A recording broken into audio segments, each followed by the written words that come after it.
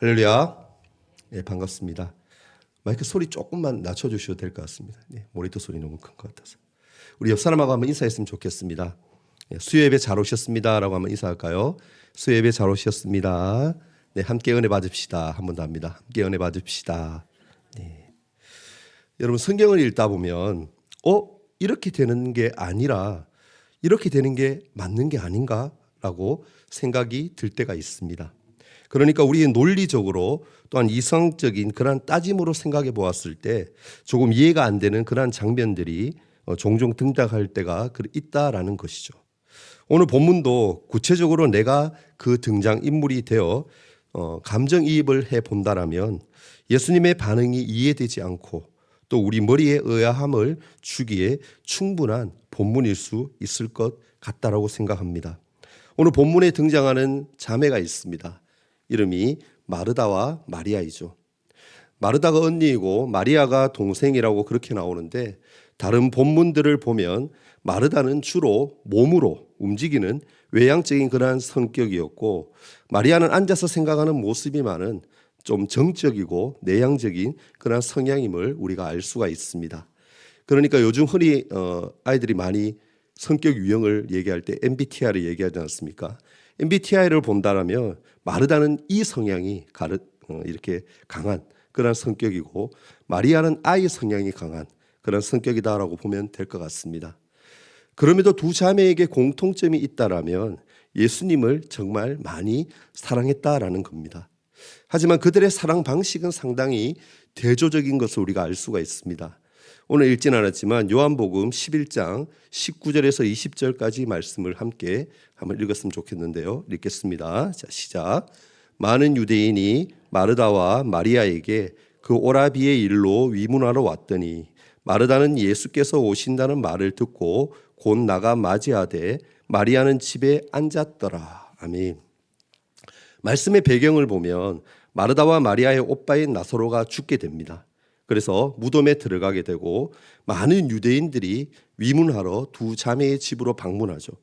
그때 예수님도 오신다라는 이야기를 이 두 자매가 듣게 됩니다. 그런데 마르다는 예수님이 오신다라는 이 말을 듣자마자 적극적으로 맞으러 뛰쳐나갔지만 동생 마리아는 집에 가만히 앉아 있었던 것을 볼 수가 있습니다.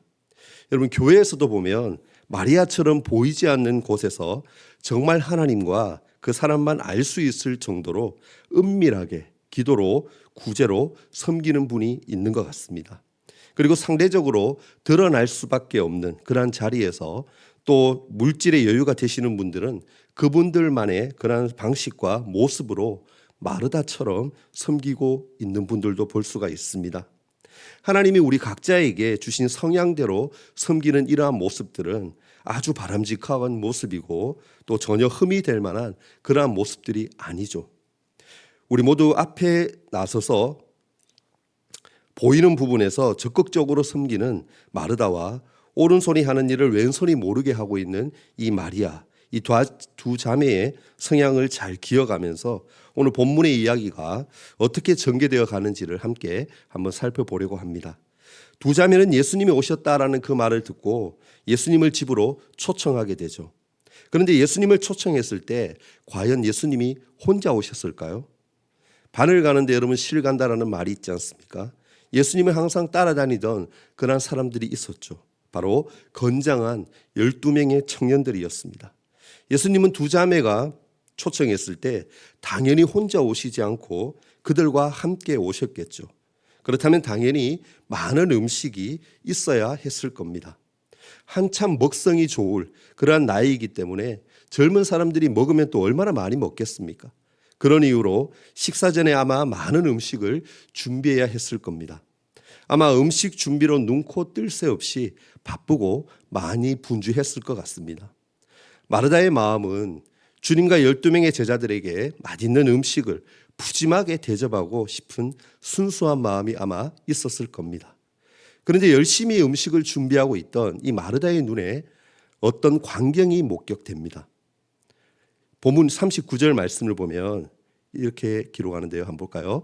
그에게 마리아라는 동생이 있어 주의 발치에 앉아 그의 말씀을 듣더니 마르다의 눈에는 예수님 곁에 앉아서 말씀을 듣고 있던 마리아가 눈에 확 들어오게 되죠.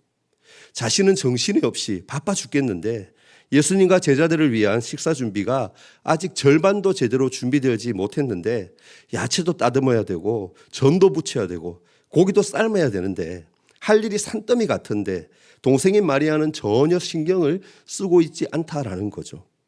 바쁜 언니를 도와주기는커녕 예수님 옆에 딱 껌딱지처럼 붙어서 앉아서 있는 그 동생이 아마도 얄밉고 화가 치밀어 오르기까지 했을 겁니다. 지금은 여러분 그런 경우가 많지 않지만 예전에 어떻습니까? 추석이나 명절이 되면 나는 주방에서 열심히 일하는데 시누이는 거실에 앉아가지고 과일 먹으면서 그죠? 수다만 떠는 것이 너무너무 싫어요라고 했던 그런 한국 며느리들의 불평 섞인 이야기들을 아마 한 번쯤은 들어봤을 겁니다. 마르다도 아마 이처럼 동일한 마음이 들었을 것 같다라고 생각합니다. 그래서인지 마르다는 예수님께 불만을 털어놓기 시작하죠. 40절을 한번 같이 읽어볼까요? 자, 시작. 마르다는 준비하는 일이 많아 마음이 분주한지라 예수께 나아가 이르되 주여 내 동생이 나 혼자 일하게 두는 것을 생각하지 아니하시나이까. 주라 하소서. 아멘. 마르다가 예수님께 불만을 털어놓으면서 하는 말이 뭡니까? 주님, 내 동생이 지금 나 혼자 일하도록 그렇게 내버려 두고 있는데 예수님 정말 이렇게 보고만 있을 겁니까? 나를 좀 도와주라고 제발 한마디만 좀 해주십시오라고 그렇게 질문을 하고 있다라는 겁니다. 얘기를 하고 있다는 거죠. 여러분 질문 하나 드리겠습니다. 여기서 과연 마르다가 정중하게 예수님께 얘기했을까요? 아마 아닐 거예요. 그죠? 굉장히 짜증나는 거죠. 아주 얇은 소리가 섞인 그런 짜증나는 목소리로 아마 예수님께 얘기했을 것 같습니다. 우리 경상도 스타일 어떻습니까? 아 주님, 좀 그러면서 아마 예수님께 앙탈을 부리며 화를 내지 않았을까요? 그런 마르다에게 예수님은 어떻게 답을 하고 계신가요? 41절과 42절을 보면 이렇게 기록합니다. 네, 함께 읽겠습니다. 주께서 대답하여 이르시되 마르다야 마르다야 내가 많은 일로 염려하고 근심하나 몇 가지만 하든지 혹은 한 가지만이라도 족하니라. 마리아는 이 좋은 편을 택하였으니 빼앗기지 아니하리라 하시니라 라고 합니다. 아멘. 아마 이 말씀은 짐작하건대 굉장히 온화한 그러한 목소리로 말씀하지 않았을까요? 이 구절을요 쉬운 성경에서는 이렇게 번역하고 있습니다. 제가 한번 읽어드리겠습니다. 마르다야 마르다야 너는 너무 많은 일 때문에 걱정하면서 안절부절하고 있구나. 그러나 필요한 일은 오직 한 가지뿐이다. 마리아는 그 좋은 쪽을 선택했으니까 아마 평생토록 빼앗기지 않을 것이다. 우리가 여러분 이성적으로 생각해 봤을 때 어찌 보면 마리아보다는 마르다의 입장이 더 이해되고 마르다의 얘기가 더 정장해 보일 겁니다.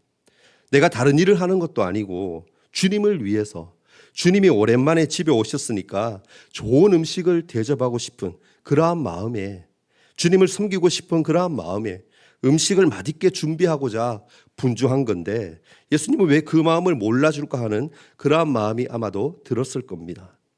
여러분 이 본문을 읽으면서 이런 생각이 들지 않습니까? 그래, 그러면 나도 안 해. 나도 힘들게 일하고 욕먹는 것보다는 그냥 편하게 마리아처럼 예수님 곁에 앉아서 말씀이나 들을래.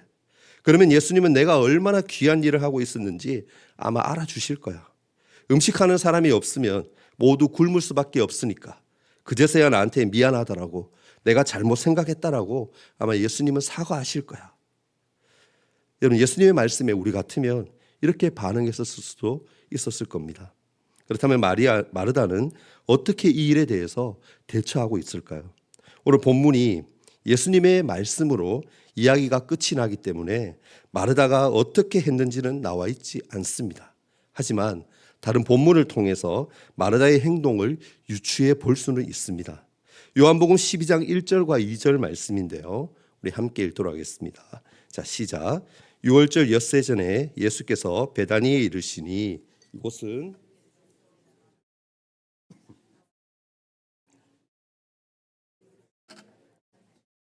마르다는 일을 하고 나사로는 예수와 함께 앉은 자 중에 있더라. 아멘. 유월절 엿새 전이다라는 것은 우리가 오늘 읽은 이 누가복음 본문의 더 뒤에 한참 뒤에 일어난 일이다라는 것을 알 수가 있습니다. 그 유월절 엿새 전에 예수님이 다시 나사로, 마르다, 마리아 3남매와 함께 하시게 되었는데 2절에 보니까 잔치를 하게 되었다라고 그렇게 기록합니다. 그리고 그때도 마르다는 무엇을 하고 있다라고 말하고 있습니까? 성경은 그때에도 마르다는 똑같은 태도로 음식을 만드는 일을 하고 있었다라고 말합니다. 음식을 많이 하지 말고 하나만 해도 충분하다라는 그 예수님의 말씀에 마르다는 어떻게 보면 마음이 상했을 수도 있고 삐딱선을 탈 수도 있었지만 자신의 일, 음식을 준비하고 대접하는 그러한 일을 열심히 계속했었다라는 것을 우리가 알 수가 있죠. 자, 그렇다면 오늘 본문에서 얘기하는 마르다의 이 항변과 그에 대한 예수님의 대답은 무엇을 우리에게 교훈하고 있는 걸까요? 마르다가 했던 일로 상징되는 주방에서의 일과 봉사가 마리아의 말씀 듣는 일, 예배보다 더 중요하지 않다라고 우리에게 얘기하고 있을까요? 많은 사람들이 오늘 이 본문을 보면서 일을 했던 마르다보다 앉아서 말씀을 들었던 마리아가 더 잘한 일을 한 것이라고 생각하고 예수님이 그의 편을 들어줬을 거다라고 그렇게 많이들 생각합니다. 하지만 오늘 본문은 다순히 봉사가 예배보다 더 중요하지 않다라는 것을 말하고 있지 않습니다. 마르다에게 너무 많은 근심과 걱정으로 분주하다라고 하신 것은 주방에서 주님을 위해 음식을 만든 그 자체가 말씀을 듣는 일에 비해서 보잘것없고 하찮은 일, 불필요한 일이라고 말하는 게 아니다라는 겁니다. 예수님이 말씀하시는 것은 마르다의 섬김 그 자체가 아니라 섬김에 몰두한 나머지 예수님과의 관계를 잊은 상태를 말하고 있는 겁니다. 쉽게 얘기해서 우선순위에 대한 문제인 것이죠. 마르다는 예수님을 위해서 열심히 주방에서 그렇게 일했지만 마리아는 예수님과 함께 있는 것을 선택합니다. 예수님은 이런 선택에 대해서 뭐라고 얘기합니까? 후자를 더 좋은 편을 선택했다라고 말씀하십니다. 그러니까 그 시간에 주님이 원하시는 일, 있어야 할 곳이 주방 일은 아니었다라는 것이 아마 올바른 해석일 겁니다. 그러므로 우리는 무엇을 하느냐보다 누구를 위해서 무엇을 위해 하느냐가 더 중요하다라는 것을 늘 고민하며 살아가야 하는 겁니다. 여러분, 짧은 예화를 하나 나누겠습니다. 어느 날 두 자매가 어머니 생신 준비를 하고 있었습니다. 언니는 주방에서 음식을 열심히 만들고 집 정리도 하고 손님 맞이 준비를 하루 종일 분주하고 바빴습니다. 반면에 동생은 어머니 옆에 앉아서 함께 웃으면서 대화하고 그렇게 시간을 보냈습니다. 손님들이 많이 오게 되었고 파티가 끝나고 손님들이 모두 돌아간 후에 언니는 동생에게 불평불만을 늘어놓습니다. 야, 어떻게 네가 그럴 수가 있냐? 나 혼자 얼마나 바빴는지 눈으로 보지 않았어? 넌 하나도 안 도와줬잖아. 이런 게 어디 있어라고 불평을 했죠. 그러자 어머니가 조용히 그 큰딸에게 이렇게 얘기합니다. 첫째야, 내가 수고한 거 알고 너무너무 고마워. 하지만 오늘 가장 행복했던 순간을 말한다라면 동생이랑 함께 보냈던 그 시간이란다라고 말했다라고 합니다. 여러분은 지금 어디에 더 집중하고 있습니까? 우리는 교회 안에서 마르다처럼 충분히 바쁠 수 있습니다. 봉사하느라고 예배를 놓치고 또 교회를 하느라고 말씀 묵상을 미루고 사람을 섬기느라고 정작 하나님과 교제하는 시간이 줄어들고 사라질 수 있습니다. 물론 여러분, 섬김도 귀한 일이죠. 하지만 말씀 앞에 머무는 것, 주님과 함께 시간을 보내는 것, 그것이 사실은 가장 먼저인 줄 믿습니다. 여러분, 기억할 것은 우리가 예수님과 함께하지 않는다라면 아무리 많이 할지라도 아무리 많이 봉사할지라도 그것은 방향을 잃은 노동일 뿐이다라는 사실입니다. 마리아는 좋은 편을 택하였고 예수님은 그것을 절대 빼앗기지 않을 것이다라고 말씀하셨습니다. 바라기는 오늘 우리도 더 좋은 편을 선택할 수 있기를 주의 이름으로 축복합니다. 그래야 할 때 주님은 우리에게 말씀하여 주시고 또한 위로하여 주시고 새 힘을 더하여 주실 겁니다. 사실 우리가 하는 일이 예수님의 일이고 하나님의 영광을 위한 일이고 또 주님의 몸된 교회를 위한 그러한 일이다라고 한다라면 그것이 청소든 음식 준비든 다 귀하고 소중한 일인 줄 믿습니다. 우리는 교회에서 한 사람이 너무 많은 봉사의 일을 감당하고 있는 것을 쉽게 볼 수가 있죠. 사실 바람직한 그러한 섬김의 모습은 성도 한 사람이 하나의 역할과 또한 섬김을 교회에서 감당하는 것이 사실 제일 좋은 모습입니다. 그런데 그것은 단지 이상적인 그러한 모습이고 실제로는 대부분의 많은 교회에서 한 명이 4-5개, 많게는 7-8개의 일들을 맡아서 감당하는 것을 볼 수가 있습니다. 참 안타까운 현실이죠. 여러분, 국 끓이고 고기를 삶고 그릇을 꺼내고 김치를 담고 반찬을 만들고 이런 것들을 그렇게 한꺼번에 혼자 감당해야 했던 이 마르다처럼 주방 봉사나 주차 안내나 예배 안내나 구제나 선교나 찬양팀 등등 이런 많은 것들을 한꺼번에 섬기다 보면 무엇이 우선순위가 높은 일인지 무엇이 먼저인지 가끔 헷갈리는 경우가 있죠. 그런데 그 많은 일들 가운데 주님이 그 사람에게 당장 하기를 원하시는 일이 있다라는 겁니다. 그것이 뭡니까? 바로 주님과의 교제다라는 겁니다. 이것은 사실 순서의 문제입니다. 교제는 잘하고 교회에서 일은 하지 말라라는 것이 아니라 주님과 교제가 먼저 이루어지고 난 후에 교회에서의 섬김도 필요하다라는 것입니다. 사랑하는 여러분, 여러분은 지금 어떠한 선택을 하고 살아가고 있습니까? 마르다처럼 분주함에 갇혀 있지는 않습니까?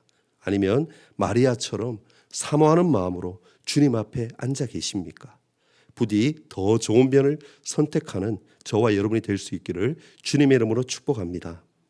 여러분, 예배의 자리, 말씀의 자리, 주님과의 교제의 자리를 삶의 중심으로 삼고 살아갈 수 있기를 축복합니다. 그것은 세상이 절대 빼앗을 수 없는 참된 은혜의 자리인 줄 믿습니다. 또한 우리는 섬김의 동기와 모습이 중요하다라는 것을 오늘 본문을 통해서 알 수가 있습니다. 여러분, 정말 마르다가 음식 만드는 이 손이 너무 부족해서 마리아가 필요했다라면 어떻게 하면 되었을까요? 조용히 마리아에게 가서 귓속말이든지 조용한 말이든지 동생아, 지금 언니가 음식 준비한다고 너무 바쁘니까 와서 좀 도와주면 좋을 텐데라고 그렇게 말할 수 있었을 겁니다. 그런데 마르다는 어떻게 합니까? 40절을 보면 이렇게 기록하죠. 예수께 나아가 이르되 주여, 내 동생이 나 혼자 일하게 두는 것을 생각하지 아니하시나이까. 그를 명하사 나를 도와주라 하소서라고 합니다. 나를 도와줄 수 있도록 얘기 좀 똑바로 좀 해주세요라고 그렇게 말하고 있는 거죠. 한참 말씀을 재미나게 전하고 계시던 예수님께 나아가서 지금 주방에서 열심히 음식 준비를 하고 있는데 너무 바쁘니까 동생을 보내어서 나를 좀 도와주십시오라고 그렇게 청탁을 예수님께 놓고 있다라는 거죠. 자, 그러면 어떤 일이 중간에 일어났을까요? 쉽게 예를 한번 드려볼까요? 지금 예배 드리면서 말씀을 듣고 있는 이 시간에 갑자기 뒤에 계시는 윤선희 전사님이 여기 강단 앞까지 뛰어오시는 거예요. 그러더니 이렇게 얘기하는 겁니다. 목사님, 지금 밖에 비가 너무 많이 와서 배수구가 막혔는데 성도들이 귀가하기 위해서는 물난리가 날 것 같으니까 관리지사님이 좀 내가 지금 급하게 좀 데리고 나가겠습니다라고 큰 소리로 저에게 말했다라고 가정해 봅시다. 여러분들은 아마 모두 전도사님을 쳐다보면서 지금 밖에 지금 비가 많이 내리고 있고 하수구가 막혀서 물난리가 나서 당장 관리집사님이 필요하구나라고 그렇게 알아차리게 될 겁니다. 그리고 이 일로 인해서 제가 전하던 이 설교 말씀은 전도사님의 등장과 말로 인해서 끊겨버리게 되겠죠. 그러니까 똑같은 상황으로 미루어 짐작컨대 마르다가 예수님께 가서 자신을 도와달라는 청탁을 하는 그 순간 예수님이 전하던 말씀이 아마 끊어졌을 것이고 말씀을 듣던 무리들이 모두 아마 마르다를 주목해서 쳐다보았을 겁니다. 결국 음식을 준비한다라고 주님께 말하던 마르다가 주목을 받았을 것이고 어쩌면 드러나는 자신의 섬김의 모습에 우쭐해했을지도 모릅니다. 이것을 통해 자신의 선행과 섬김이 예수님께 인정받기 원하는 마르다의 모습을 상상해 볼 수가 있는 것이죠. 여러분, 섬기는 자들은 섬김의 자리를 통해 섬길 수 있음에 하나님께 먼저 감사해야 합니다. 성도들을 유익하게 만드는 그것으로 인해서 하나님께 감사해야 하는 것이죠. 더 나아가 그 섬김에 대한 보상으로 이 땅에서의 어떠한 상급이나 다른 사람들의 존경과 칭찬을 기대하면서 외식으로 섬기지 않아야 하는 겁니다. 마태복음 6장 16절에서 18절까지 말씀인데요. 우리 함께 한번 읽어보도록 하겠습니다. 시작. 금식할 때에 너희는 외식하는 자들과 같이 슬픈 기색을 보이지 말라. 그들은 금식하는 것을 사람에게 보이려고 얼굴을 흉하게 하느니라. 내가 진실로 너희에게 이르노니 그들은 자기 상을 이미 받았느니라. 너는 금식할 때에 머리에 기름을 바르고 얼굴을 씻으라. 이는 금식하는 자로 사람에게 보이지 않고 오직 은밀한 중에 계신 내 아버지께 보이게 하려 함이라. 은밀한 중에 보시는 내 아버지께서 갚으시리라. 아멘. 말씀을 보아서 알 수 있듯이 예수님은 금식할 때에 머리에 기름을 먼저 바르고 얼굴을 씻고 전혀 금식하는 사람의 티를 내지 말고 배고픈 사람의 행색 또한 보이지 말고 얼굴에 슬픈 그런 기색 또한 띠지 말라라고 그렇게 말씀합니다. 그래서 다른 사람이 누가 보아도 저 사람은 금식하고 있구나라고 알아채지 못하게 하라라고 말씀하시죠. 주님은 왜 그렇게 얘기하셨을까요? 그렇게 말씀하신 이유는 뭡니까? 사람의 인정과 칭찬을 미리 받아버린다라면 하나님이 주시는 하늘의 상급을 받을 수 없기 때문입니다. 불평과 불만 없이 날마다 기쁨과 감사로 겸손하게 믿음으로 섬길 때 예수님은 우리에게 하늘에서의 상급이 분명 크다라고 말씀하셨습니다. 이 땅에서 이미 사람들에게 모두 인정받게 된다라면 그 사람은 이미 그 상을 받은 것이나 다름없다라고 말씀하고 있는 것이죠. 여러분 이제 말씀을 맺을까 합니다. 오늘 마르다와 마리아의 모습을 통해 우리는 우선순위의 문제를 함께 살펴보았습니다. 하나님이 지금 당장 우리에게 하길 원하시는 것, 그것이 무엇일까요? 많은 일들이 내게 맡겨져 있지만 진짜 지금 해야 할 일이 과연 무엇일까요? 우리는 이 문제를 날마다 고민하면서 섬기는 자세가 필요합니다. 이 모든 섬김들 가운데 주님과의 교제라는 본질이 빠진다라면 그 섬김은 주님이 기뻐하시지 않는 섬김이 될 수 있다라는 것을 꼭 기억하는 저와 여러분이 될 수 있기를 바랍니다. 또한 섬김의 동기와 자세가 중요함을 우리는 또한 오늘 말씀을 통해서 알았습니다. 어떤 일은 비교적 잘 드러나는 곳에서 또 어떤 일은 잘 드러나지 않는 봉사와 섬김의 자리에서 열심히 사역을 감당합니다. 우리 모두 주님이 각자에게 주신 달란트와 재능이 있을 겁니다. 그것으로 겸손과 감사로 또한 기쁨으로 사람의 인정과 칭찬을 기대하지 아니하고 그 섬김의 동기가 하나님만을 위한 것이 될 수 있기를 바랍니다. 오른손이 하는 일을 왼손이 모르게 하라라는 말씀처럼 오직 주님만 바라보고 섬길 때 주님은 착하고 충성된 종이라 크게 칭찬하여 주실 겁니다. 바라기는 우리 모두가 주님의 몸된 교회인 이 대구 동성교회를 귀하게 섬겨가는 주님의 귀한 일꾼들이 되어지실 수 있기를 예수님의 이름으로 간절히 바라며 축원합니다. 아멘. 기도하겠습니다.